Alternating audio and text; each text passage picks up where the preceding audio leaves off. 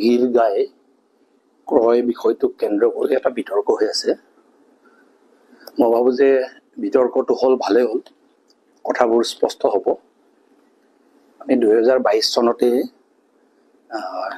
এদিন এছেম্বলিত পদ্মদাই আমি লবিত বহি থাকোঁতে পদ্মদাই আমাক অৱগত কৰিলে যে এনেকৈ গিৰ গাই তেখেতসকলে যিমান আশা কৰিছিলে তাতকৈ বেছি ট্ৰেইনত পঠাই দিছে। আৰু ট্ৰেইনত পঠাই দিয়াৰ কাৰণে এতিয়া বেছি হোৱাখিনি কি কৰিব এইটোক লৈ এটা দুদুল্যমান অৱস্থাত আছিলে বুলি জনাইছে। চ' সেইকাৰণে আমাক ক'লে কোনোবাই যদি ল'ব পাৰিব।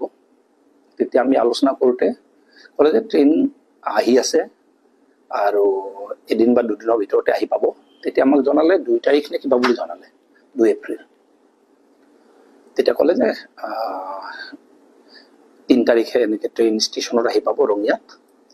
গৰুখুটি প্ৰকল্পৰ কাৰণে যিখিনি দৰকাৰ এখেতসকলে লৈ যাব, আৰু যিটো বেছি হ'ল তাৰে ভিতৰত যাক যিমান লাগে যদি কোনোবাই যদি পইচা দি ল'ব বিচাৰে ল'ব পাৰিব বুলি ক'লে।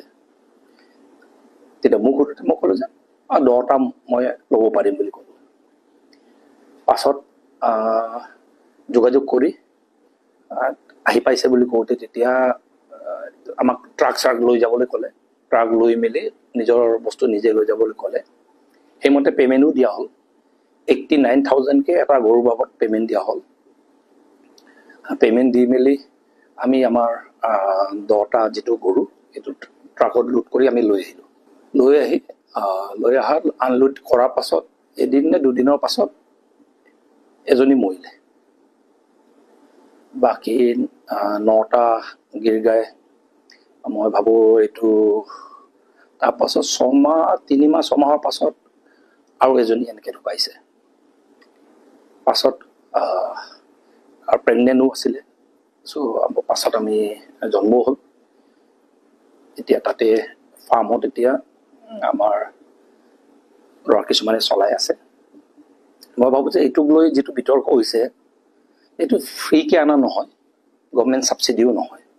89,000কে দি মেলি ক্ৰয় কৰি অনা হৈছে আৰু ট্ৰেন্সপৰ্টেশ্যন আমি নিজে লৈ আহিছোঁ। পাছত খালি আমাক জনালে যে এইটো 89,000কে আমি যিটো পে'মেণ্ট দিলোঁ তাৰ পৰা আমি টকা কিছু ঘূৰাই পাম বুলি আমাক জনাইছে। কিয়নো NDTVৰ লগত গভৰ্ণমেণ্টে পাছত গৰুখুটি প্ৰকল্প আমাৰ পদ্মদাহতে লাগি মেলি বহুত বেমাৰী যেনেকৈ মোৰ লগে এটা পিছদিনাই ঢুকাইছে, এনেকৈ পাছত আকৌ ঢুকাইছে, এনেকৈ বেমাৰী হোৱাৰ কাৰণে কষ্টিংটো বহুত বেছি বুলি 66,000কে চাগে পাছত দাম দৰ কৰি ফাইনেল কৰিলে তেখেতসকলে। সেই হিচাপে আমি যিখিনি গৰু ল'লোঁ তাৰ বাবদ চাগে 66,000কে পে'মেণ্ট দি দিলে।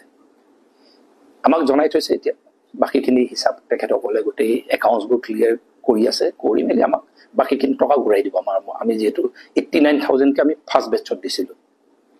চ' এতিয়া মই ভাবোঁ যে এইটোক লৈ যিটো বিতৰ্ক হৈ আছে, বহুতো এইটো গভৰ্ণমেণ্ট ছাবচিডি চাৰিঅনাও ছাবচিডি আমি ভাগত পোৱা নাই, ফ্ৰীকৈও গৰুটো লোৱা নাই। আৰু এইটো তাত চিল ষ্টাম্প ৰচিদ ভালকৈ খুব ধুনীয়াকৈ আমাক দি থৈছে যে আমি 10টা গৰু ক্ৰয় কৰিছোঁ, 10টা গৰুৰ বাবদ ইমান টকা তেখেতসকলে পাইছে আমাৰ পৰা, তাৰ একাউণ্টছত সোমাইছে, গৰুখুটি প্ৰকল্পত সোমাইছে। তাৰপিছত তেখেতসকলে NDTV পে'মেণ্ট দিছে, সেইটো পাছত তেখেতসকলে পে'মেণ্ট দিছে আমি নাজানো। আমাৰ পৰা টকাটো লোৱাটো লৈছে। এতিয়া আমাক টকাটো ঘূৰাই দিয়া কথা, এইটো কিছুমানে ঘূৰাই পাইছে, মোৰতো চাগে মই ঘূৰাই পাম জনাইছে। চ' মই ভাবোঁ যে এইটোক লৈ যে কিবা ফ্ৰীকৈ গৰু অনা হ'ল, গৰুটো ষ্টেচনৰ পৰা চুৰ কৰি অনা হ'ল, এনেকুৱা ধৰণৰ কথা মই ভাবোঁ যে নাই। বাকী প্ৰচিডৰৰ যিখিনি কথা কৈ অনা হ'ল, এনেকুৱা ধৰণৰ কথা মই ভাবোঁ যে নাই। বাকী প্ৰচিডৰৰ যিখিনি কথা কৈ আছে, কিবা প্ৰচিডৰ যিখিনি, মই ভাবোঁ যে প্ৰচিডৰৰ কথাটো মই ভাবোঁ যে গৰুখুটি প্ৰকল্প বিভাগ আছে, অসম চৰকাৰ আছে, তেখেতসকলক কিবা পদ্মদাহঁতক ক্লেৰিফিকেশ্যন লৈ ল'লে হ'ল।